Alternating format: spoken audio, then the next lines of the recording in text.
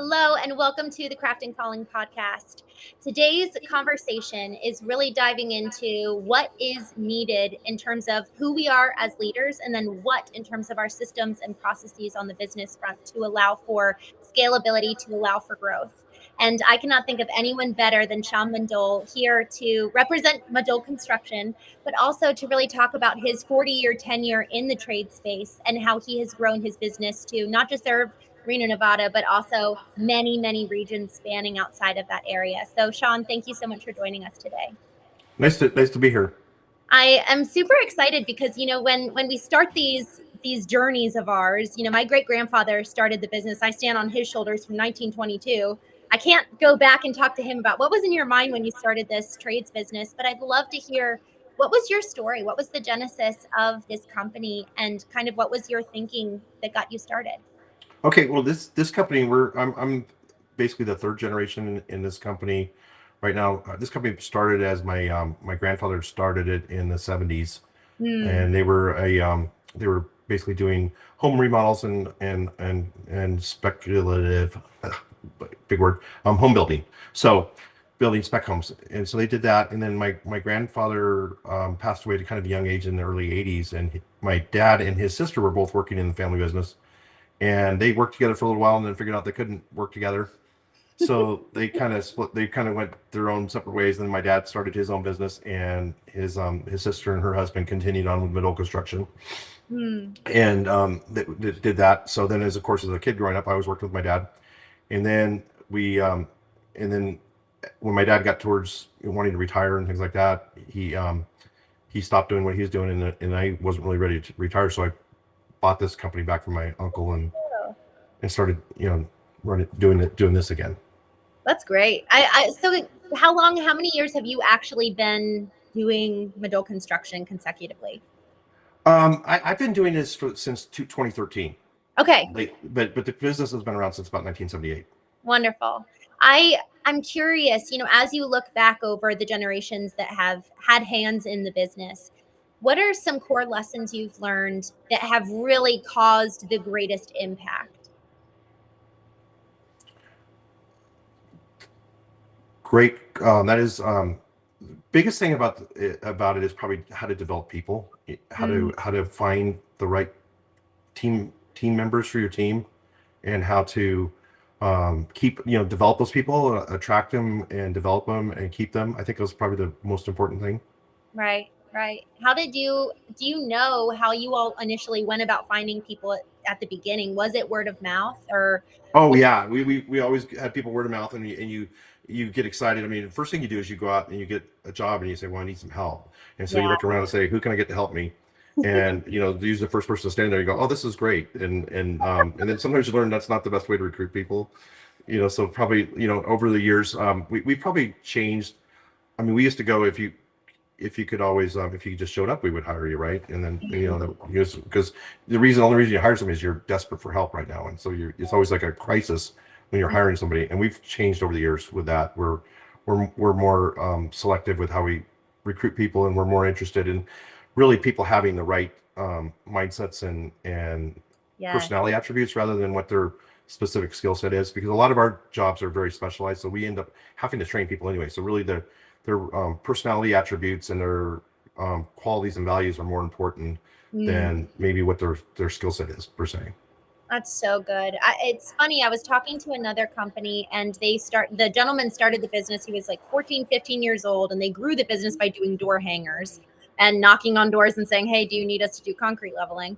But, so many of those tactics that started us off in business decades ago before digital revolution came about, some of those are actually still really helpful and good to incorporate today. And so there's this nice dynamic of like, bringing back those traditional pieces, whether it was traditional pieces of marketing or even hiring.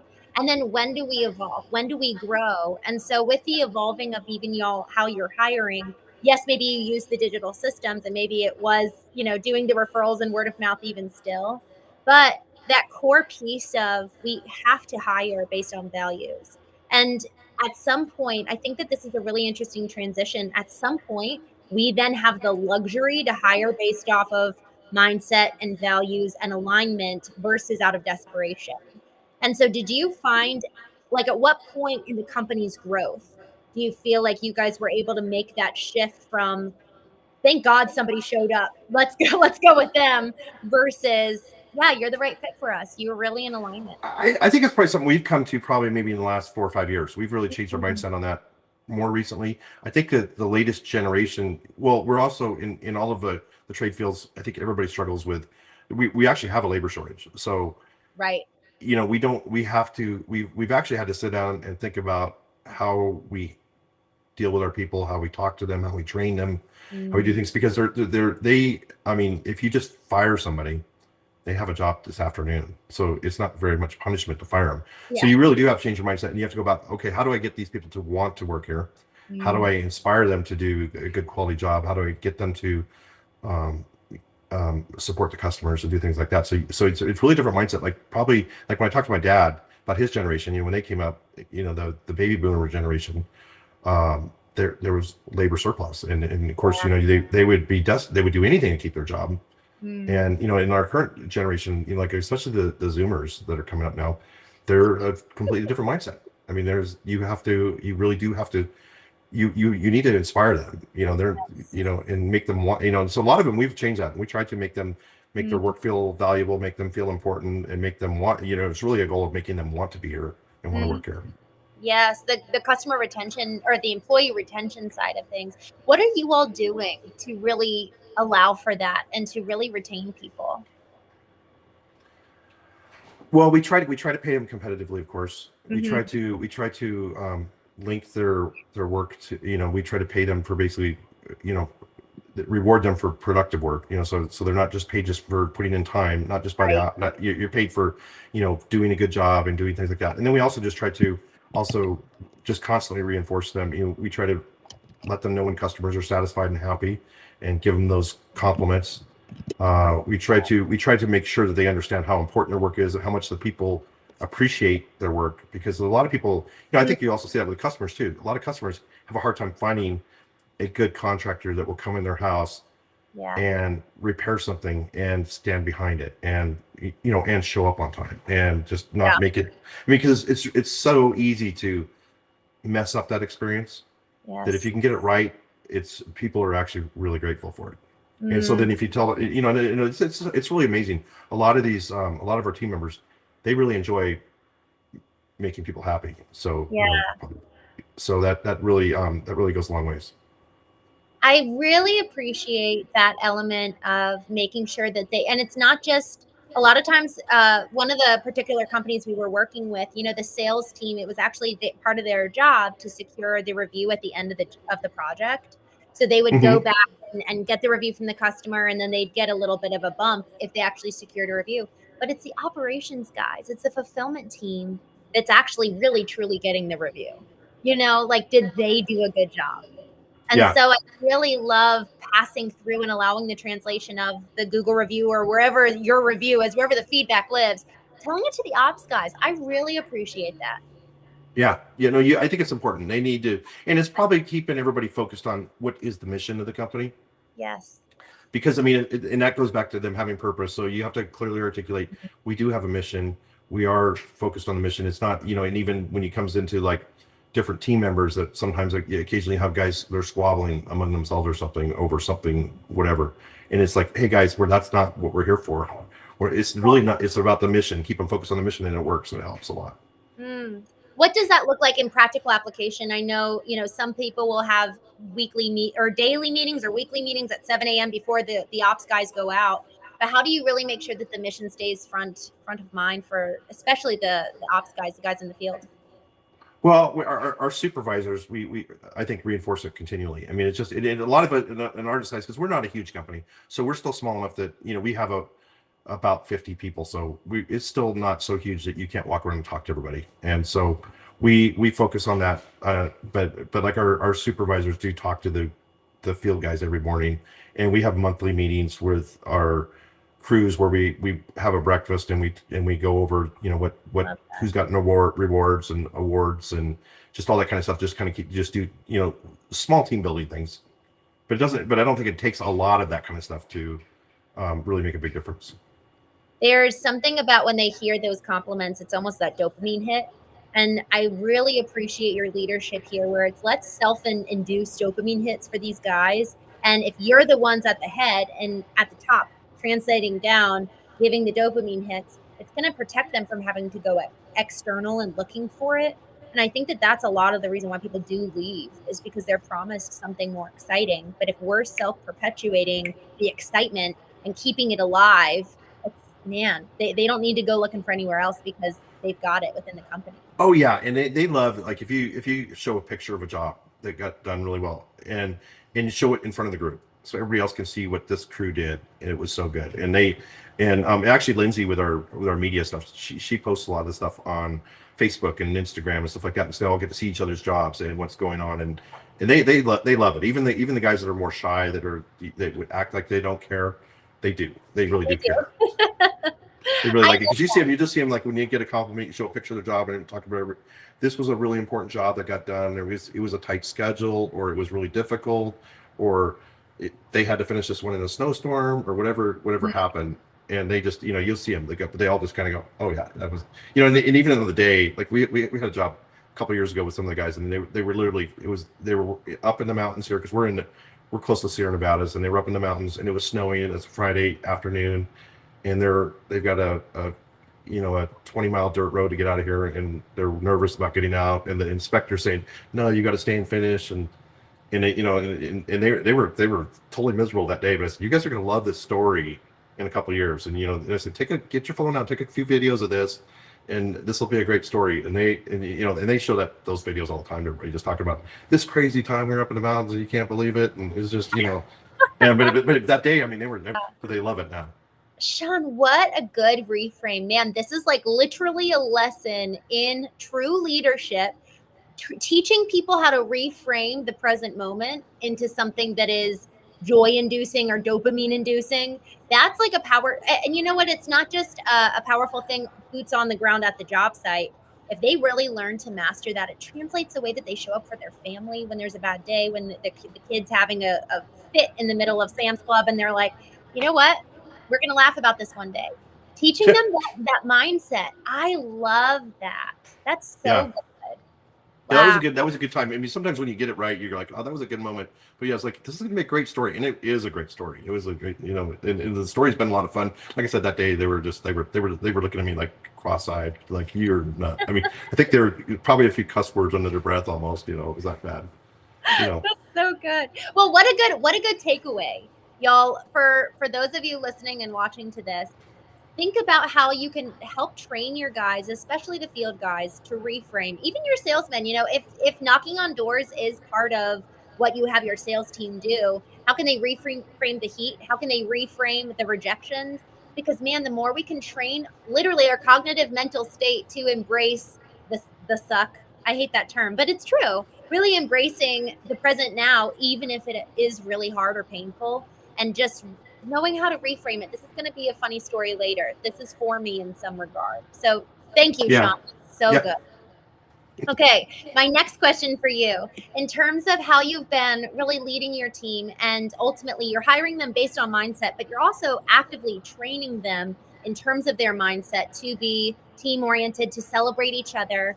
One question I have in regards to, this is kind of a little bit of a curveball. It wasn't what I was expecting to ask you, but given your mention of Lindsay posting on social media that really allows amplifying what the team's doing and really feeds back into team retention and team celebration, what was that transition like to focus more on digital and posting on social media and investing in that regard? Yeah, I don't know if I can say honestly I had a great epiphany on that. I mean, part of it for us is, I mean, we always thought it would help a lot, but it was a black box from my perspective on a lot of that stuff. I mean, we've done, like, since Lindsay's joined our team, I think that's really we've seen an opportunity there that we didn't. We've heard everybody. I mean, you've heard people say, oh, you should post on social media. I go, I don't know if I don't get it, because I'm just old enough that I kind of think it's probably okay, but I just didn't get it, and it's I think it does help a lot though. I mean, and like I said, part of it is getting customers, but the part, like I've seen that with the crews, like, I'm amazed how much our guys look at our social media and share it Mm. with among themselves. And I really like that part of it a lot. And we get a lot of customers. I think it's probably we probably do get a lot of customers from it, but I think it's probably hard to measure. Yeah, yeah, it's hard to measure, and so then the why has to be bigger than, oh, is it just generating, is this just a lead flow source, or is there more to it? And I think that you've really stumbled on the gold there that yes, it can drive new customers, but really it's a customer or employee retention tactic as well to really make them feel celebrated. So, Yeah, yeah. yeah. No, I enjoy that part of it for sure.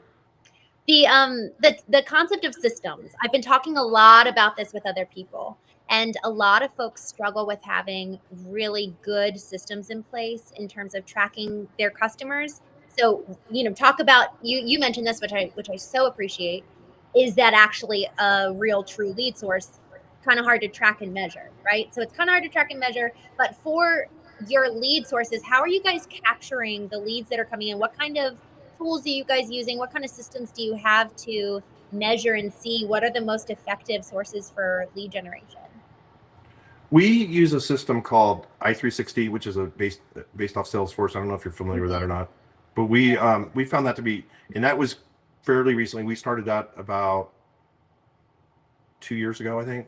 And so we didn't use a formal CRM. We had another program, I guess, was sort of a CRM, but this is a really powerful program. I mean, it is truly amazing how much more that helps you. So that has helped us get Yes. some visibility into there that we didn't have before. And so I think for a lot of companies that probably having a CRM of some sort is probably really good. It's I didn't think this years ago, but just as you get customers, that list of customers that you have, you can, I mean, those are just, it just, that actually gets to be more and more valuable over time. I Mm, wish I had better records of some of the ones, because we look at like what we do, we probably do about 300 jobs a year. And, over the last 12 years, we've probably lost some of those customers. And it would be probably good to be able to just, if nothing else, maybe send them an email once in a while and say, yeah. does anything, how's everything working out that we put in for you? Are you still happy with it? Or there's a new customer, which these new programs allow you to do that. And Mm. I think over time, it's another one of those things that compounds and makes the business more successful over time. And it doesn't seem like it's probably not everything in the business, but it's another push on the wheel that, Mm. helps you get stronger and more efficient. And what a good point, because y'all, the more that we actually have those records retained, if your goal is to preserve your legacy and hand it down to your family, or to hand it off to someone internally in your business, or you want to sell it, that can be part of what really adds amplification of the value of the company, is that record and that customer list. Oh yeah, and then being able to actually sort through it, right? So when you get up to where you're talking about 3 or 4 thousand names, well, then having an effective way, like this, the i360, or it's a Salesforce type program, but it's very easy to search. It's very easy to make reports out of it, and Hmm. just retabulate the data in a way that's effective for what you're trying to do. So some of these new programs are really really valuable. But that was kind of brand new to us. I know that's old for a lot of people. A lot of people have probably been messing with that stuff for years, and for us that was relatively new, but it was a very insightful. Yeah, well, Sean, to be honest with you, the more I'm talking with different business owners, the more I've worked with different trades companies, the more I see this isn't, there's not a lot of people that have really good systems if they're under a certain percentage of revenue. It's like, obviously if you're at a 50 million, $100 million revenue company, you probably have some really good CRM data systems in place. But even some that I worked with at 35 million, they were not emailing their customers. They never talked to them after they did business with them, and they really didn't have a good system in place to keep records. So I think that no matter the size of the business, but especially for those of us that are like small, on the smaller end, when I got involved with my dad's business, it was all spreadsheets, and Yeah, everyone everyone was in a name in a column, and so it's like, man, we're all at different stages. But I think that for in general, I think this is something that I've just seen across the board, that in the trades industry, I think we could use a lot more in terms of organizing the data. yeah, no, for sure. But I would recommend that to anybody that's doing anything is looking into a CRM program. That's a pretty good use of Good. time and money, I think. You said I 360. That's what we use. Yes, i360. Perfect. And then in terms of what you guys use when you're actually boots on the ground working with a customer, do you use i360 when it comes to like sending an automated message, hey, we're coming to your house to begin your job? Like when it's actually doing the project management, what do you all use for that? We haven't gotten that automated yet. We're still doing it just the old fashioned way, basically calling people. But I do notice a few companies around town are doing that. You're starting these, and I'm sure that the system has that capability. We just haven't gotten there yet. But Yeah. it's kind of nice. We had one of our vendors the other day um, did an on the way text message, a concrete cutting company, and they were a subcontractor for us. But yeah, we had scheduled them to go out to a job, and we get the text message that shows up says we're on our way. And I thought, that's something we need to start thinking about working on because so you're starting to see it happen. Yes. It's such a big conversation around artificial intelligence, and it's kind of overwhelming, especially if we don't even have that first touch point. Like if you don't even have i360, it's just like this is so much to think about. But now once we've got kind of that basic CRM set up, now we can, the sky's the limit in terms of automation and things like that moving forward. So I really love that tool. I like Go High Level as a CRM tool, but I'm gonna look into i360 too because I think that there's a lot there. Okay. What was the name of the one you like? I like Go High Level. Go high level. Okay. Yeah, it's a CRM, but then also it has some ability to track data beyond just like customer record keeping, and you can send emails from there. So it's a little bit more holistic, which I appreciate. Um, Okay. yeah, so that's been a good one. I was just talking with someone the other day who has builder comms. Builder So, Trend probably. oh, I've heard of builder trend. Yeah, we used to use that too, and Okay. that had some nice features to it. Um, I think it's more designed for like say a custom home builder that has like Yes. if you do 300 jobs a year like we do, it's not really as well suited for that. Mm.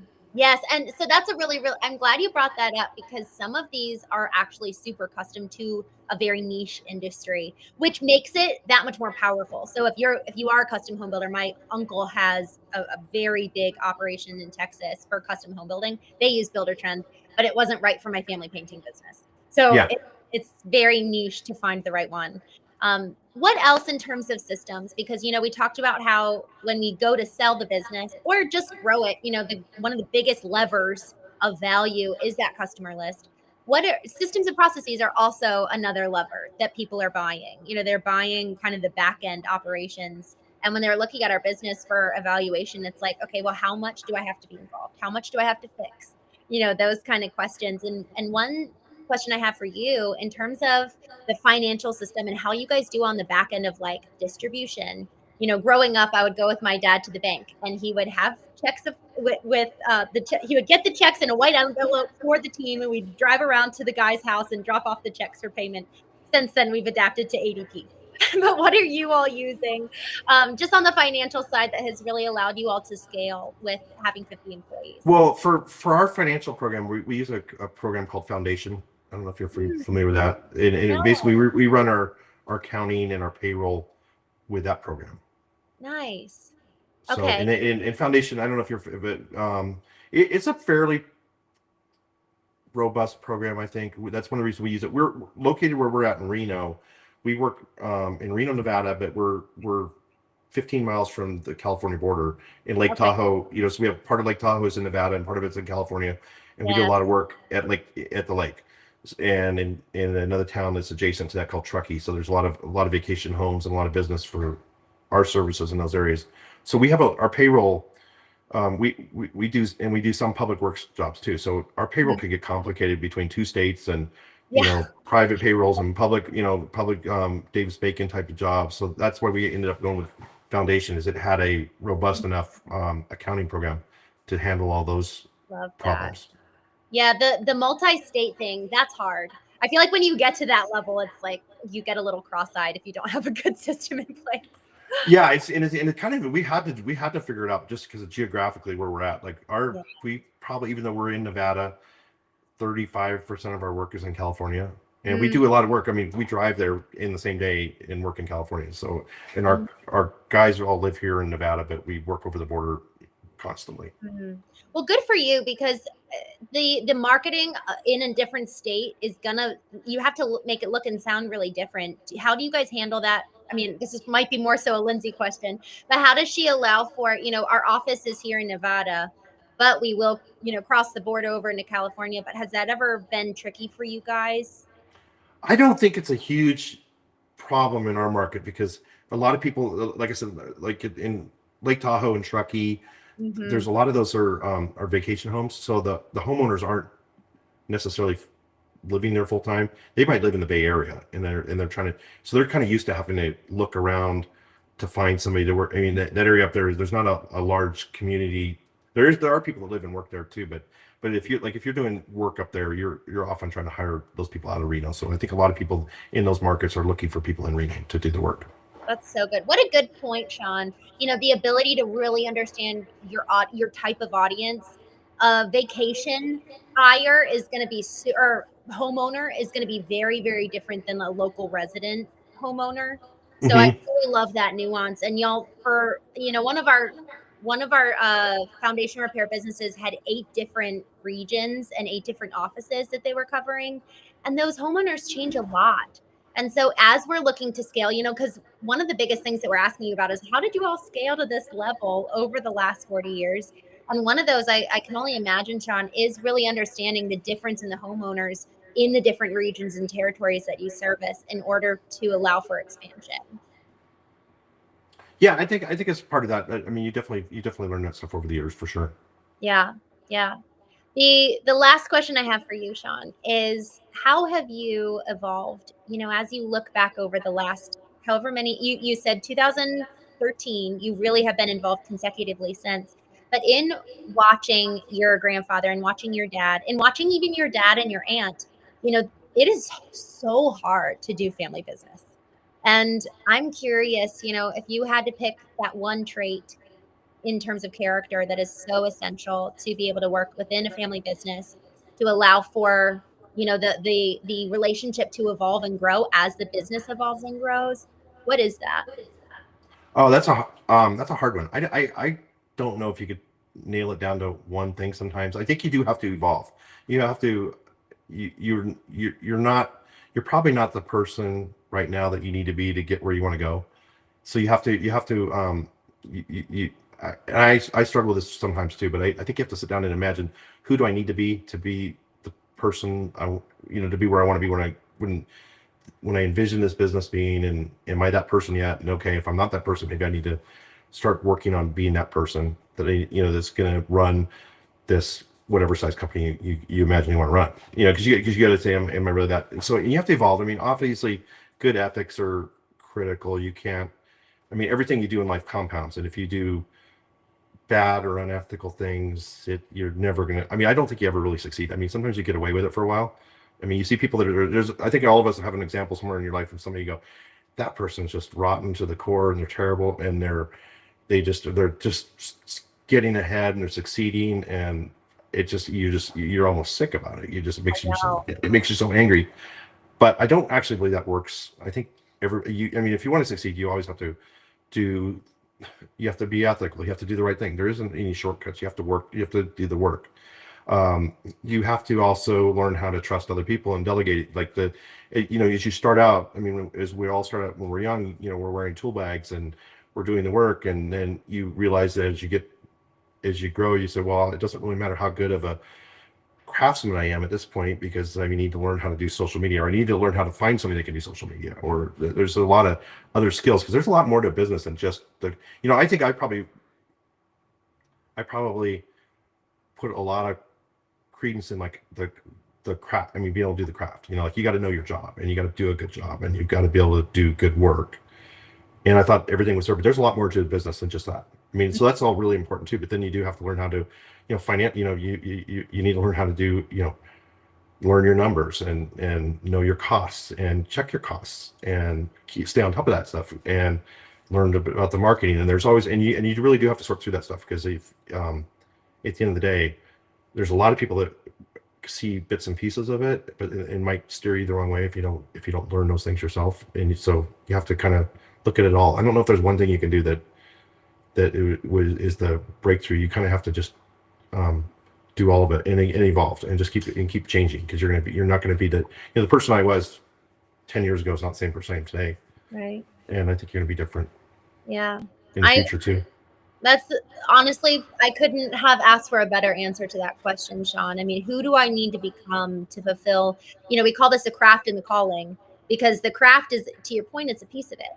To fulfill on the calling that we have as either the business owner or the founder or the president, in order for us to fulfill on that call that we have to lead well, who do I need to become in order Yeah. to do that? So thank you so much. I'm so grateful for your time. This has been such an incredible conversation, and I'm really grateful for you. Well, thanks. It was nice to meet you too, Christine. It was nice to meet you. Have a good day, Sean. You And too. Bye. y'all, I'll see you on the next episode of the